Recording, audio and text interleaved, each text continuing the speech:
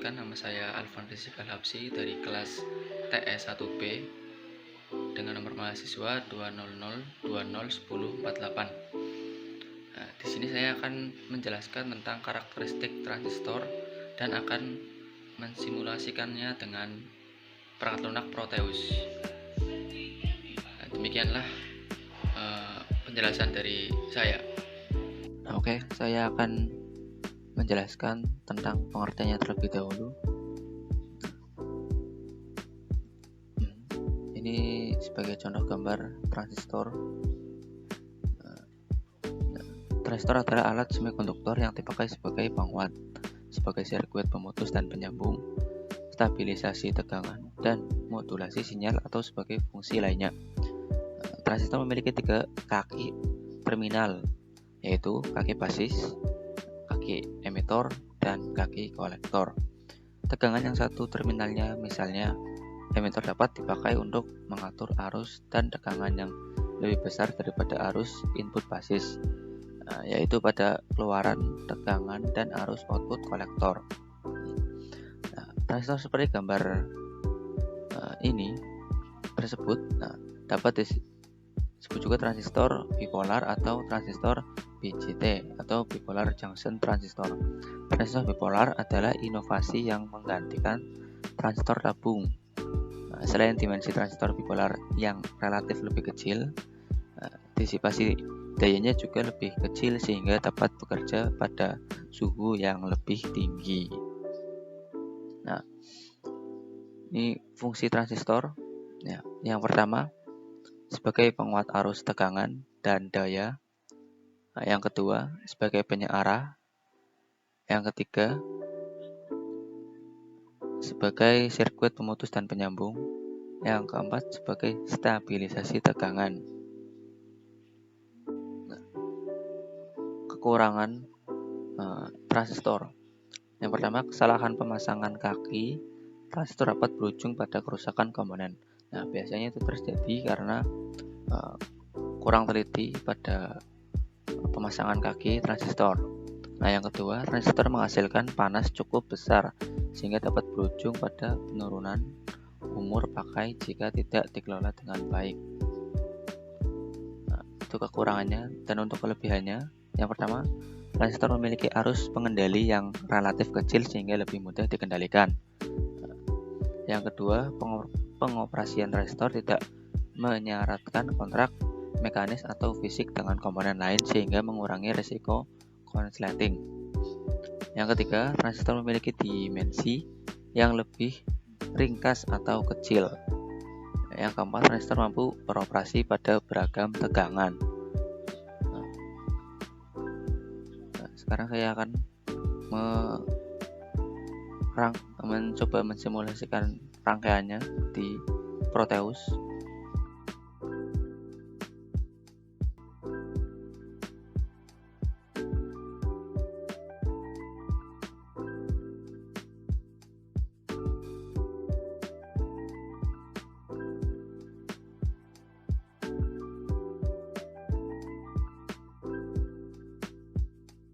Untuk mengetahui arus kolektornya, saya akan menggunakan current di Proteus. Current terus ini bisa kita putar ke kanan. Nah, sudah. Lalu ini saya akan mengganti labelnya dengan IB atau arus basis. Yang atas juga edit, saya akan menggantinya dengan VCE. Nah, kemudian ini juga diedit labelnya menjadi IB atau arus kolektor. Oke. Nah, kemudian kita ke graph, klik transfer untuk mengetahui karakteristik kurvanya.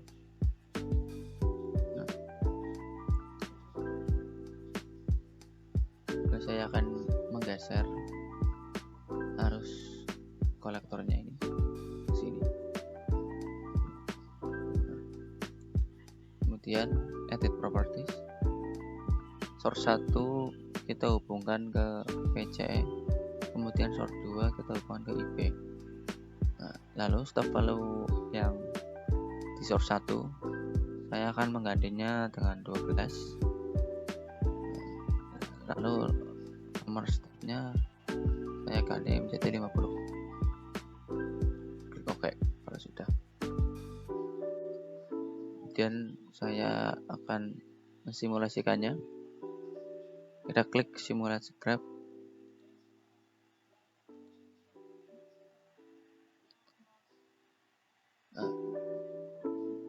Nah, ini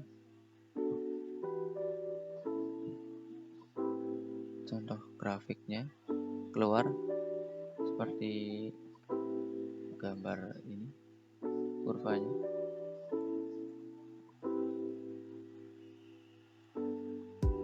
Jadi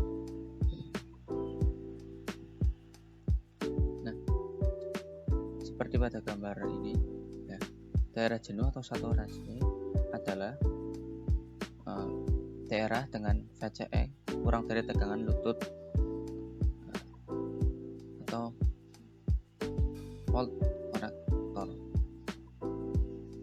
Nah, daerah jenuh terjadi bila sambungan emitor dan sambungan basis bersikap maju, berbias maju.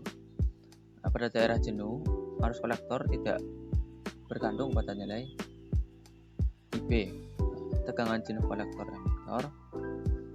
Untuk transistor silikon adalah 0,2 volt, sedangkan untuk transistor germanium adalah 0,1. Kalau daerah aktif, nah ini di tengah, adalah antara tegangan lutut PK dan tegangan dadal atau breakdown VBR, serta di atas IB IC0 atau ICO. Nah, daerah aktif terjadi bila sambungan emitor diberi bias maju dan sambungan kolektor diberi bias balik atau bias mundur. Nah, pada daerah aktif, arus kolektor sebanding dengan arus balik. Penguat sinyal masukan menjadi sinyal keluaran terjadi pada saat aktif. Kemudian daerah cut off atau putus terletak di bawah IB. Nah, ya ini garis IB sama dengan ICO. Sambungan emitor dan sambungan kolektor bersikap balik atau bias balik. Pada daerah ini IE ya, sama dengan 0, IC sama dengan ICO sama dengan IB.